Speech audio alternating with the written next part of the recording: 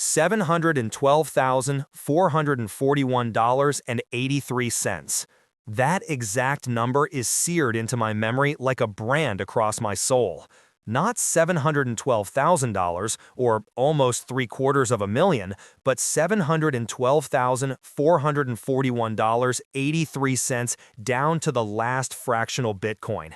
That's how much my investment advisor Daniel Hartwell systematically moved from my managed cryptocurrency portfolio into his personal wallet while sitting across from me in his marble-floored office, the scent of expensive leather furniture and aged whiskey filling my nostrils as he explained why my quarterly statements showed strategic rebalancing instead of the steady Bitcoin accumulation I'd been expecting for 18 months of disciplined investing. The metallic taste of betrayal coated my tongue as I watched him adjust his $20,000 Rolex Submariner while discussing my alternative asset optimization strategy with the kind of smooth confidence that comes from years of practiced deception. Daniel thought he was manipulating some retired defense contractor who'd gotten lucky with early cryptocurrency investments, someone who trusted traditional financial advisors and wouldn't scrutinize blockchain transaction records or wallet clustering patterns. He had no idea he was stealing from Robert Hayes, an expert witness who'd spent 21 years testifying in SEC cryptocurrency fraud cases under 15 USC 78JB and SEC Rule 10b-5, someone who'd provided forensic blockchain analysis in 87 federal securities prosecutions and helped recover over $14.7 billion in stolen digital assets. He sat there in his $8,000 Italian suit, Mont Blanc pen clicking against his mahogany desk, absolutely convinced he'd found the perfect victim for his sophisticated cryptocurrency embezzlement scheme, while my life savings flowed into his personal cold storage wallets through carefully structured transactions designed to avoid automated compliance reporting under 31 USC 5318. What Daniel didn't know was that every Bitcoin transaction creates an immutable forensic trail that violates federal securities laws, and I know how to trace those digital breadcrumbs through federal court testimony better than anyone in securities enforcement.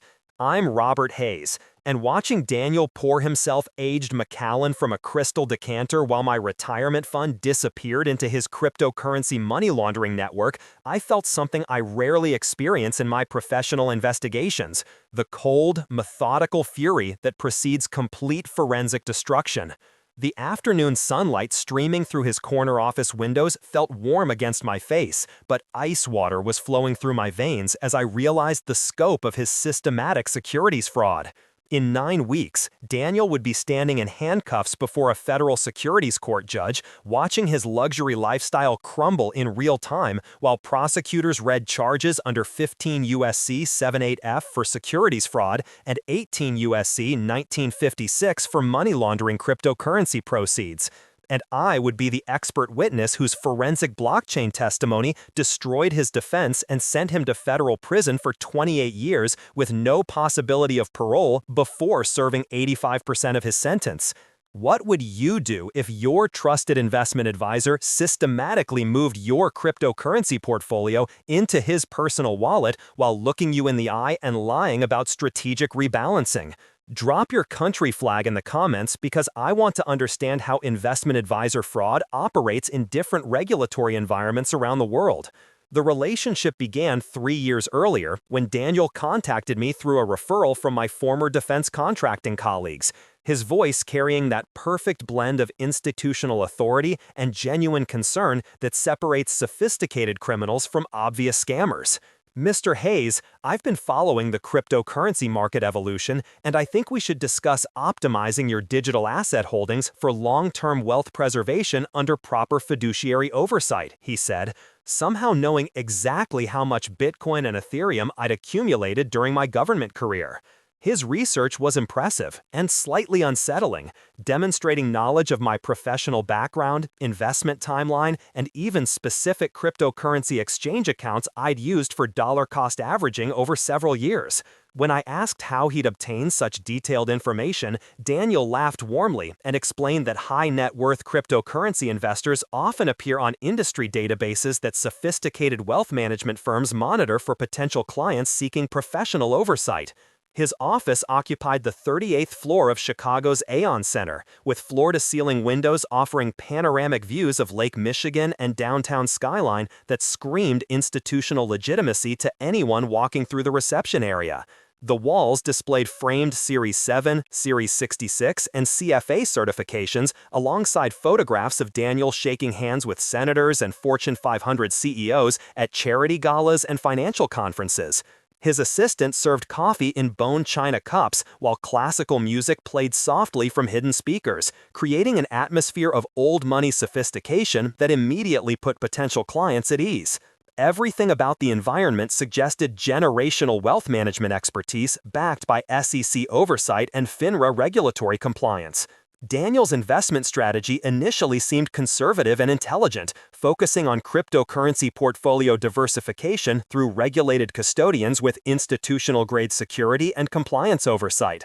"We're not chasing altcoin moonshots," he explained during our first formal meeting, sliding glossy prospectuses across his polished conference table. "Your SEC testimony background gives you an edge in understanding regulatory compliance, but wealth preservation requires fiduciary discipline and professional custody solutions." He recommended consolidating my existing cryptocurrency holdings under his firm's qualified custody platform, promising enhanced security, professional management, and tax optimization strategies that individual investors couldn't access independently. The first red flag appeared 8 months later, during my routine quarterly review, a subtle discrepancy that my forensic training immediately flagged as suspicious.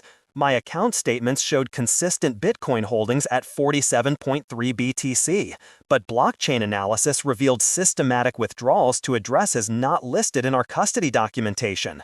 The difference was substantial, approximately 8.2 Bitcoin over 90 days, worth roughly $185,000 at current market prices. When I questioned Daniel about the missing cryptocurrency, his explanation was smooth and technically plausible. "Cold storage rotation and security optimization," he said, adjusting his cufflinks with practiced nonchalance. "We're using multi-signature custody protocols that require temporary wallet migrations for enhanced security, and some holdings get redistributed across institutional custody providers for risk management." But I'd reviewed our investment management agreement carefully, and there was no provision for temporary wallet migrations or custody provider redistributions without written authorization under Investment Advisors Act Rule 206-4. That evening in my home office, surrounded by the familiar hum of multiple monitors and the smell of fresh coffee, I began what I do best, following crypto through blockchain networks using Chainalysis Reactor and my proprietary SEC forensic tools. What I discovered made my stomach drop like a stone through water. The cold storage rotation was systematic theft through a series of intermediate wallets that showed no evidence of legitimate custody management, but instead revealed classic money laundering patterns I'd testified about in dozens of federal securities fraud cases. The blockchain analysis revealed Daniel's true criminal sophistication, a securities fraud operation that exploited investment advisor credentials to hide systematic cryptocurrency theft. My home office transformed into a digital forensics command center, the familiar smell of hot electronics mixing with cold coffee as I worked 18-hour days mapping his entire fraudulent infrastructure. Using Chainalysis Reactor, Crystal Analytics, and proprietary SEC blockchain analysis tools I'd helped develop for securities fraud prosecutions, I traced not just the missing 8.2 Bitcoin, but systematic theft spanning our entire 27-month advisory relationship. The pattern was methodical, patient, and devastating. Daniel had been converting my managed cryptocurrency portfolio into his personal wallets while generating completely fabricated custody reports showing proper fiduciary management under Investment Advisors Act requirements. The technical breakthrough came when I analyzed the supposed cold storage rotation Daniel had described. Each unauthorized transfer followed an identical pattern. Funds moved every 9 hours and 32 minutes, plus or minus 1 minute, to a Betch32 wallet I labeled HeartAg01 in my analysis. From there, my clustering algorithms revealed systematic splitting. 62% to a Kraken deposit address shared across 3 known OTC desks, 28% to Tornado cash pools on Ethereum via wrapped Bitcoin, and the remaining 10% to a wallet that triangulated to a Gemini off-ramp ending in a JP Morgan account titled Hartwell Family Holdings LLC. None of this resembled legitimate multi-signature custody protocols under Investment Advisors Act Rule 20642. It was systematic misappropriation dressed in technical jargon for a client expected to nod along. Cross-referencing withdrawal patterns with cached social media posts revealed damning correlation between Daniel's luxury lifestyle and specific cryptocurrency liquidations from my portfolio. That $185,000 worth of missing Bitcoin had funded his new Porsche 911 Turbo S, the Instagram celebration post appearing 2 days after my crypto cleared his personal accounts.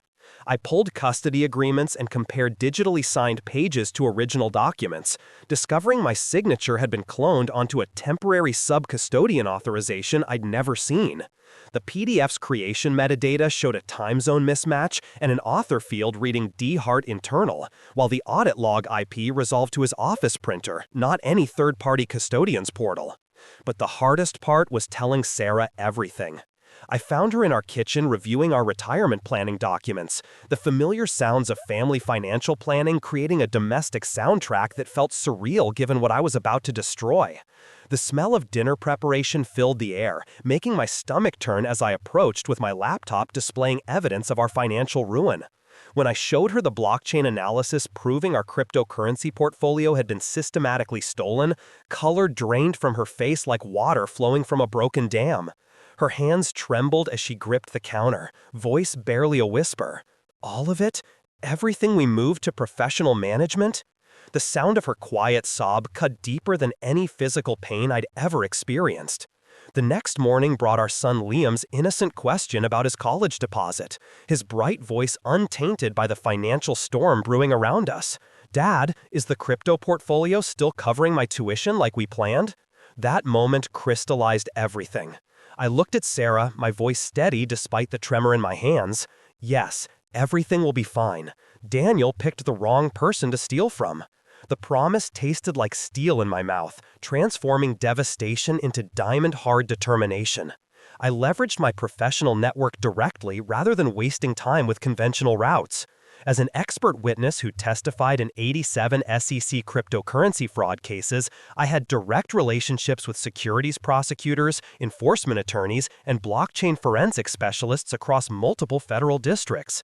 I drafted comprehensive preservation letters citing Investment Advisors Act Section 204 and SEC Rule 20647, placing every cryptocurrency exchange, custody provider, and correspondent bank on formal notice to preserve transaction logs, wallet addresses, and account records tied to Daniel's advisory operations and personal trading accounts. Using discrete calls, I located 4 of Daniel's other cryptocurrency clients: a retired airline captain, a pediatric dentist, a boutique software founder, and a widower whose trust account was supposed to be digital but boring.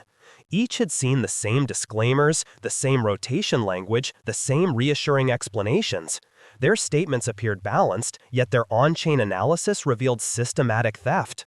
I organized a secure data room with their consent, normalized their transaction flows to my forensic model, and the pattern expanded. Another $2.1 million misappropriated using identical methodologies. The breakthrough came through careful investigation of Daniel's operational security vulnerabilities. I discovered his junior compliance officer, Jennifer Walsh, had been signing off on unauthorized cryptocurrency transfers using the same device that accessed Daniel's personal Coinbase Pro account. I met Jennifer at a coffee shop that smelled like espresso and nervous energy, sliding a notarized affidavit across the table along with a federal subpoena draft. She read silently, then whispered, "He said the transfers were for enhanced custody security protocols. I never questioned the wallet addresses or authorization documentation."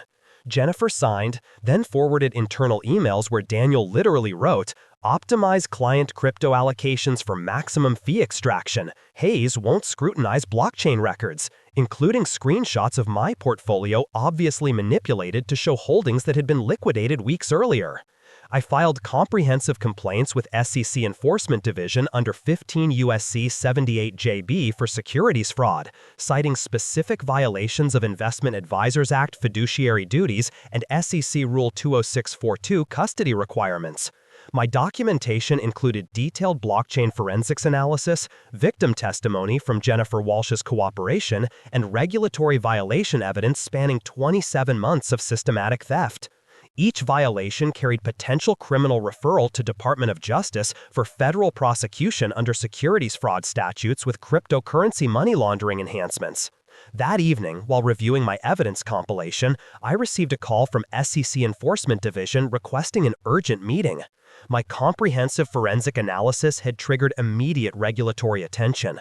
Daniel Hartwell was about to learn that stealing from an SEC expert witness carries consequences measured in decades of federal prison time.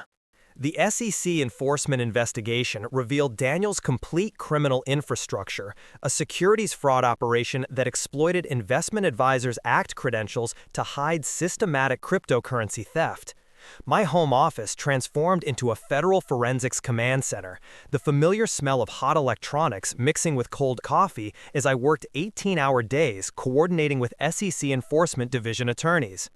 Using Chainalysis Reactor, Crystal Analytics, and proprietary blockchain analysis tools I'd helped develop for securities fraud prosecutions, I traced not just my stolen $712,441, but systematic theft spanning 34 months across multiple client portfolios. The pattern was methodical, patient, and devastating.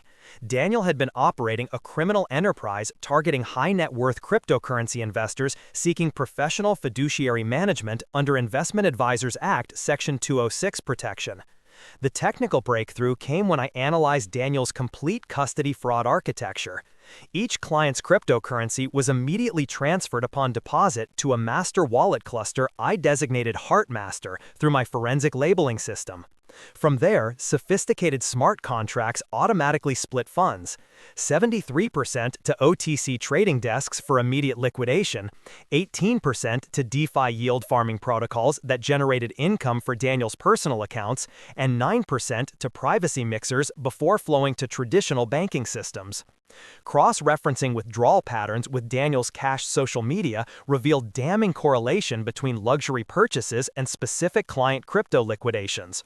My $712,441 had funded his Lake Geneva vacation home purchase, the LinkedIn celebration post about expanding wealth management services appearing 3 days after my Bitcoin cleared his JP Morgan account ending in 4782.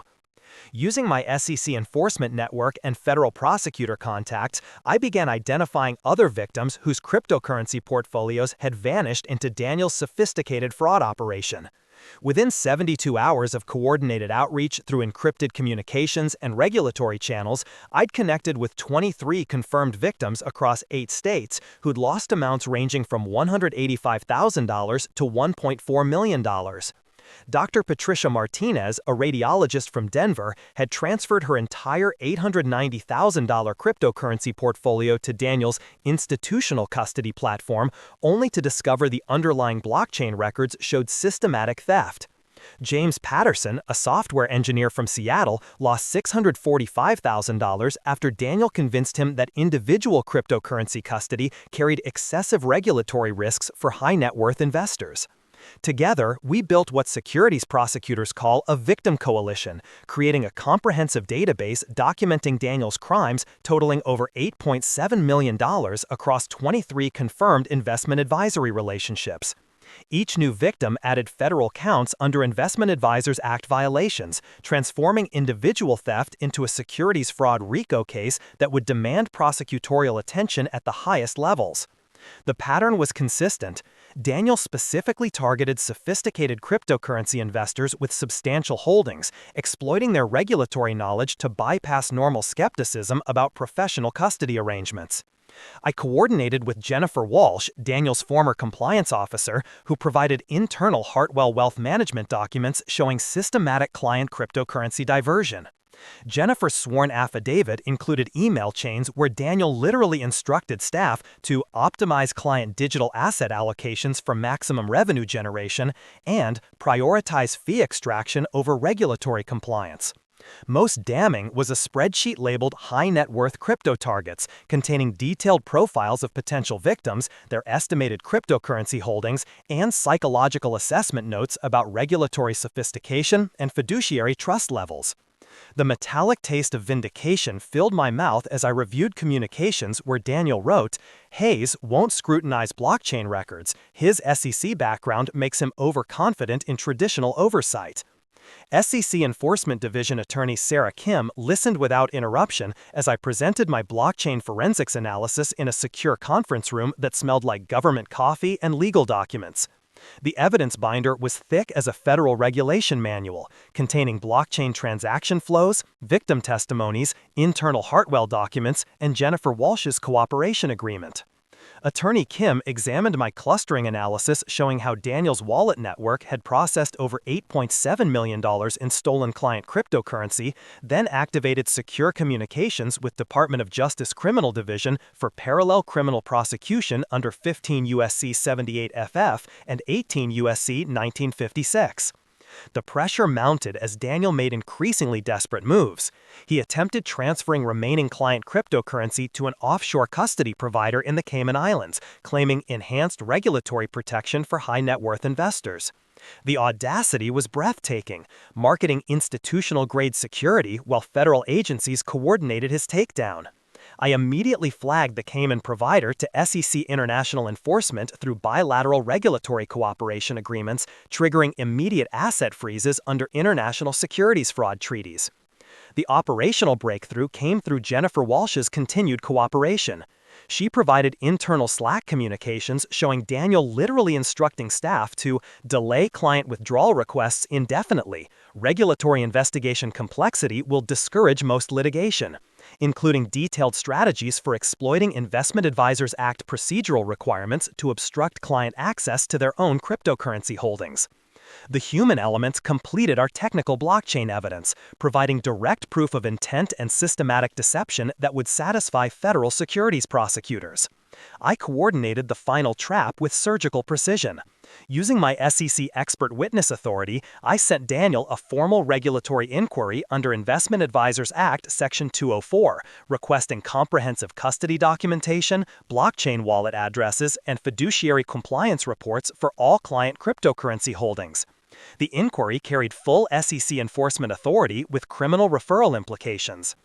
Daniel responded within 8 hours through expensive securities attorneys, claiming full regulatory cooperation while obviously panicking about enforcement scrutiny. Meanwhile, intelligence from Chainalysis confirmed Daniel was attempting to liquidate remaining stolen cryptocurrency through an unregulated OTC desk in Dubai. This critical misstep provided real-time evidence of ongoing securities fraud and money laundering. Federal warrants were coordinated across SEC civil enforcement and DOJ criminal prosecution simultaneously. Attorney Kim called with news that made my pulse quicken. Criminal Division executes Thursday morning with coordinated SEC emergency enforcement action. Flight manifests show he's attempting private transport tomorrow.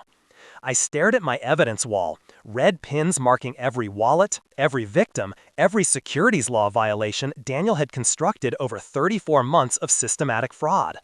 He won't escape federal securities jurisdiction, I said, tasting victory like ozone before a thunderstorm. The trap closed on Daniel Hartwell at 6:11 a.m. on Thursday morning, exactly 118 days after he'd systematically moved my $712,441 from my managed cryptocurrency portfolio. I was monitoring SEC enforcement alerts in my home office, the familiar aroma of strong coffee mixing with anticipation, when my secure phone buzzed with a text that made me smile for the first time in months. Chicago package secured, parallel actions executing. SEC Enforcement Division attorney Sarah Kim had just confirmed Daniel was in federal custody, arrested at his Lake Geneva vacation home by FBI agents coordinating with SEC Emergency Enforcement as he attempted to transfer another $890,000 through Dubai OTC connections. The metallic sound of handcuffs clicking shut echoed through his lakeside mansion, while coordinated federal actions froze his remaining client accounts. Agents photographing cryptocurrency hardware wallets and falsified custody documents scattered across his marble kitchen island like evidence of systematic securities fraud. According to attorney Kim, Daniel had been so confident in his regulatory arbitrage strategy that he'd been reviewing private jet manifests to non-extradition jurisdictions when federal agents breached his property, his carefully constructed fiduciary facade shattering across multiple enforcement actions. The federal indictment was a securities prosecutor's masterpiece: 67 counts of securities fraud under 15 U.S.C. 78JB, 32 counts of Investment Advisors Act violations under 15 U.S.C. 80B6, 28 counts of money laundering under 18 U.S.C. 1956, and 14 counts of conspiracy. Daniel was facing 38 to 43 years under federal sentencing guidelines with no possibility of parole before serving 85%.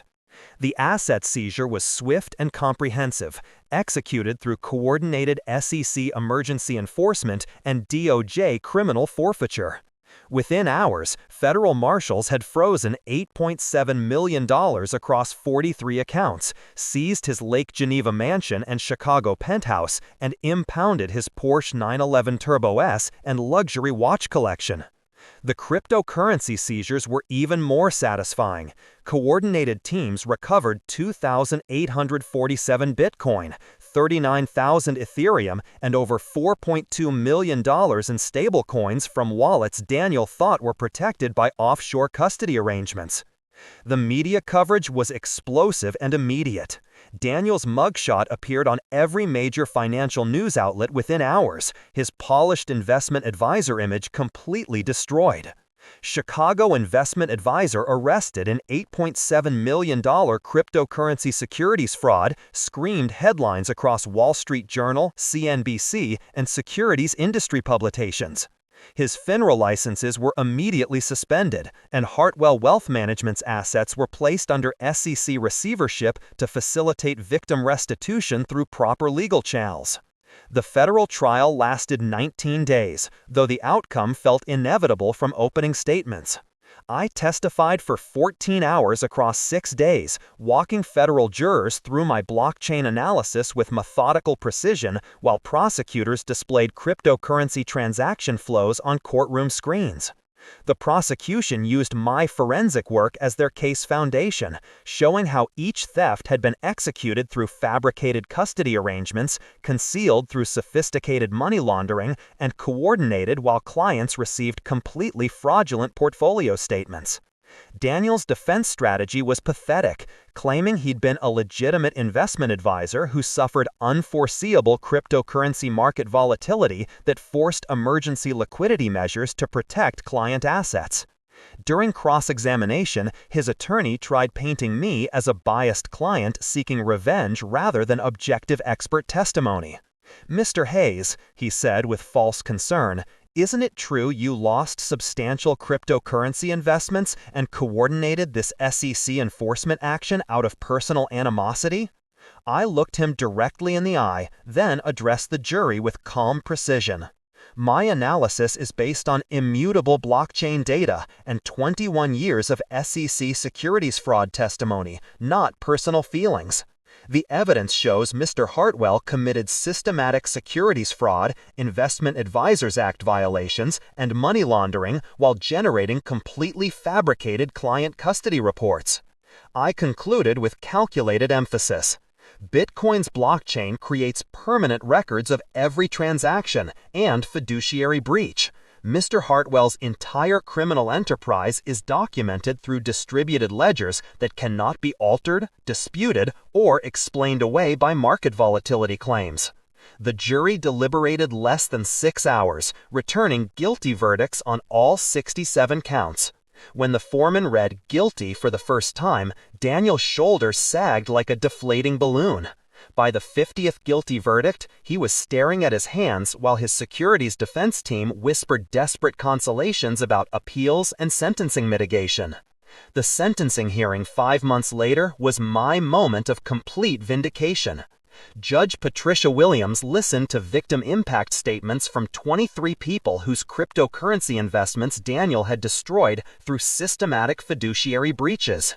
When my turn came, I looked directly at Daniel and spoke words I'd rehearsed. Your Honor, the defendant weaponized Investment Advisors Act credentials and fiduciary trust to commit unprecedented cryptocurrency fraud. He didn't just steal money, he destroyed retirement security, educational funding, and financial independence while hiding behind SEC registrations and professional credentials. This represents calculated, predatory behavior targeting sophisticated cryptocurrency investors seeking legitimate fiduciary protection. Daniel wouldn't meet my eyes, staring at the defense table while his shoulders shook. Judge Williams sentenced him to 41 years in federal prison with no parole possibility before serving 85%. Full restitution of $8.7 million plus securities fraud penalties. Lifetime ban from securities industry and cryptocurrency services. Forfeiture of all assets purchased with stolen client funds. When federal marshals led Daniel away in shackles, he finally looked at me one last time. The fear and complete defeat in his eyes was everything I'd hoped to see during those sleepless nights coordinating SEC enforcement action. 4 years later, my family had recovered financially through federal restitution and ceased asset distributions. Liam graduated from Northwestern with degrees in finance and securities law, saying he wants to prosecute investment advisor fraud. Daniel Hartwell is serving his sentence at USP Coleman, where securities fraud carries no fiduciary privileges. If someone promises professional cryptocurrency custody, remember, blockchain records never lie, and SEC expert witnesses never forget fiduciary breaches.